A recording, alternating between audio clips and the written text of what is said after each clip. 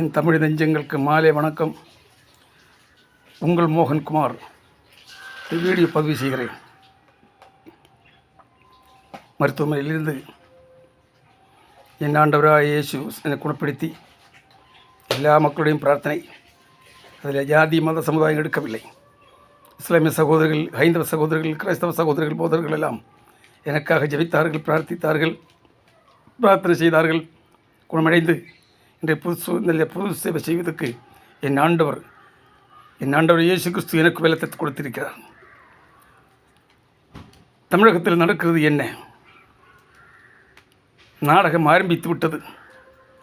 இன்னும் திரைசல் விழவில்லை, உயரவில்லை. இனியும் 60 நாள் கிடக்கிறது அல்லவா? இதனிடையே எத்தனை நாடகங்களை வேணாலும் பார்க்கலாம்.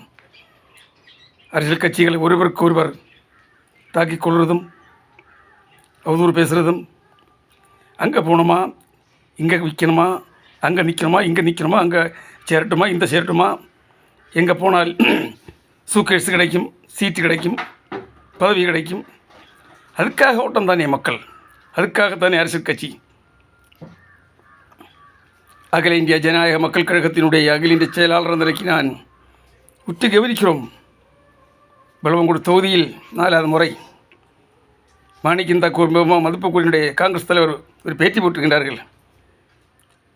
நீங்கள் தமிழகத்தில் காங்கிரஸ் பிஜேபி மாய் கூட்டணி இல்லை, உங்களுக்கு தெரியுமா தெரியாதா? உங்கள் காங்கிரஸ் கட்சியில் இருக்கக்கூடியவர்கள் இன்றைக்கு பிஜேபி மாய் கூட்டணி வச்சிருக்கின்றார்கள் இல்லையா? நீ இல்லைன்னு சொன்னால் நீங்கள் நேரடி வாங்க, நான் காட்டித்தரோம் எந்தெந்த பஞ்சாயத்தில் பிஜேபி மாய் கூட்டி வச்சிருக்கின்றார்கள். தமிழகத்தை எத்தனை இடத்தை கூட்டணி வச்சிருக்கின்றார்கள் என்பதை நீங்கள் புரிந்து கொள்ள வேண்டும்.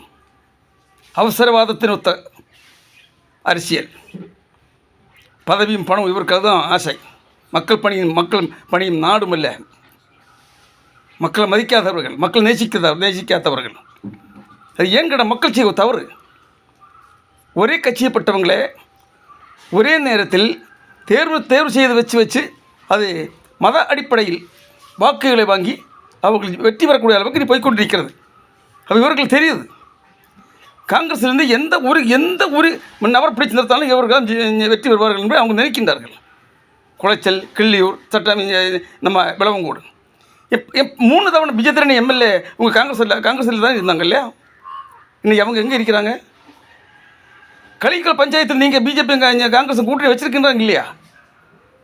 இடைக்கூட பஞ்சாயத்தில் நீங்கள், அதாவது விளவங்கோடு தொகுதிக்கு உட்பட்ட இன்றைக்கி தாரக கற்பட்டு எம்எல்ஏ கூட தொகுதிக்கு உட்பட்ட இன்றைக்கி இடைக்கூட பஞ்சாயத்தில் காங்கிரஸ் பிஜேபி கூட்டணி வச்சிருக்கிறாங்க இல்லையா? இது போல் எத்தனை இடத்துல கேரளத்தில் பாருங்கள். கேரளத்தில் இன்றைக்கு இங்கே காங்கிரஸ், திமுக, விசிகே, 2 கம்யூனிஸ்ட் கட்சி எல்லோரும் சேர்ந்து கூட்டணி. இங்கே கூட்டணி ஒரு பக்கம்,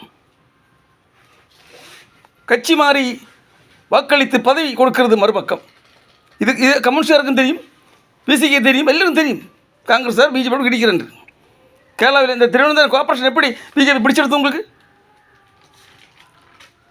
காங்கிரஸினுடைய எத்தனை பஞ்சாயத்துகள் கேரளத்திலிருந்து இந்த பிஜேபி கொடுத்துக்கின்றார்கள்? ஒரு அட்ஜஸ்ட்மெண்ட். அவங்க காங்கிரஸ் விஜய் அட்ஜஸ்ட்மெண்ட் இப்போ சொல்கிறோம். மோகன்குமார், இந்திய கூட்டணியில் நீங்கள் வச்சுருந்தது. இந்திய கூட்டணியில் கெஜ்ரிவால் டெல்லி ஆட்சி செய்துட்டு கொண்டிருக்கும் பொழுது நடந்த தேர்தலில் எங்களுக்கு கேட்ட சீட்டு கிடைக்கல என்று சொல்லி நீங்கள் தனித்து போட்டிட்டீர்கள் காங்கிரஸ். அந்த பக்க விளைவு என்ன? பிஜேபி ஆட்சி அமைக்கிறதுக்கு காரணக்காரர் யார்? காங்கிரஸ் தானே. பிஜேபியை தோற்கடிக்கணும், தெளிவுபடுத்தும் என்று எண்ணம் இருந்திருந்தால் கிடைக்கிற சீட்டு போதும் ஒற்றுமையோடு நின்று இந்திய கூட்டணி அங்கே போட்டிட்டிருப்பார்கள். அதான் உண்மை. காங்கிரஸின் எத்தனை தலைவர் இன்றைக்கு பிஜேபி இருக்கின்றார்கள்? என்ன காரணம் என்ன? மாணிக்கம் தாக்கூர் மதிப்புக்குரிய நான் மதிக்கிறேன். காங்கிரஸ் பிஜேபி கூட்டணி தமிழகத்தில் நீங்கள் சொன்னீர்களவா? கேரளத்தில் இப்படி தான் விடி சதீஷன் நான் கொடுத்த போய் தான் சொல்லிட்டு இருக்கிறாங்க. இன்றைக்கு சொல்கிறதில்ல, நாளைக்கு சொல்கிறத மறுகளை சொல்லி அப்படி மாற்றி குழப்பம் மக்களுக்கு. முட்டாக்கள் மக்கள் வாக்களித்த உங்களுக்கு கிறிஸ்தவண்டையும் இஸ்லாமியருடையும் ஹைந்தோட ஓட்டு வாங்கி நீங்கள் மறுபடியும் நாங்கள் பிஜேபி எதிர்க்கு என்று சொல்லி அவங்களுக்கு போய் ஆதரவு கொடுத்து கொண்டு நாங்கள் கூட்டணி இல்லை என்று சொல்லும் பொழுது கண்ணாலே பார்த்து கொண்டிருக்க எங்களுக்கெல்லாம் என்னையா ஆச்சரியம். அகில இந்திய ஜனநாயக மக்கள் கழகம் நிர்ணயிக்கும் தமிழகத்தில் யார் ஆட்சி செய்ய வேண்டும் என்பது குறித்து நாங்கள் கள இறங்குவோம். தமிழகத்தில் 210 தொகுதியில் நாங்கள் பிரச்சாரத்தை உண்டு பண்ணுவோம். ஆரை ஆட்சியில் அமர்த்த வேண்டும் என்று 12ஆம் தேதி சென்னை நடைபெற உள்ள நிர்வாகிகளுடைய பொறுப்பேற்பும் ஆலோசனையும் கூட்டணி யாரிடம் தனிப்பட்ட முறையா என்பதை குறித்தெல்லாம் நாங்கள் கலந்து ஆலோசனை செய்து நிறுவன தலைவர் அண்ணன் சாலமோன் ரமேசனுடைய தலைமையில் கூட்டத்தை போட்டு நாங்கள் கூடி யோசிப்போம். நாங்கள் மீனவர், நானும் மீனவர் தான்.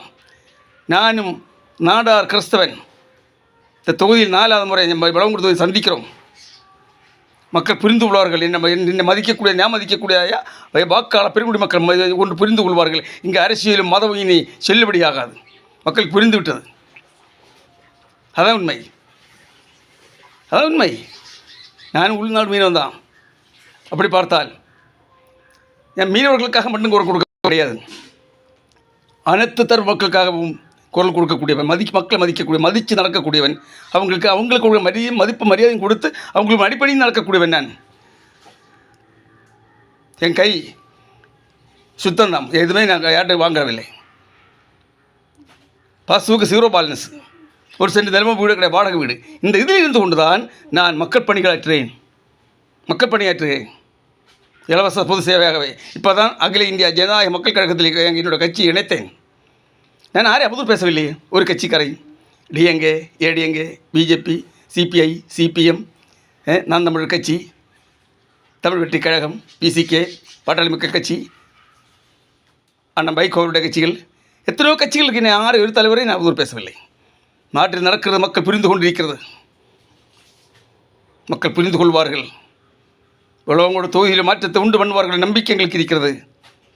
விளவங்கோடு தொகுதியில் 2026 பெரிய மாற்றத்தை இந்த வாக்காளர் பெருமக்கள் செய்வ நம்பிக்கை இருக்கிறது. ஏழை மனிதனை சட்டமன்றத்தில் அனுப்பும் நம்பிக்கையோடு தான் நான் களமிறங்குகிறேன். ஆகையால் நீங்கள் பிஜேபி கூட்டணி இல்லை என்று சொல்ல வேண்டாம். வைத்துக்கொள்ளுங்கள். மக்கள் புரிந்து கொள்வார்கள். வருங்காலத்தில் இதை பற்றி விளக்கப்படுத்துவோம். முடிக்கிறேன். நன்றி. வணக்கம். மோகன்குமார்.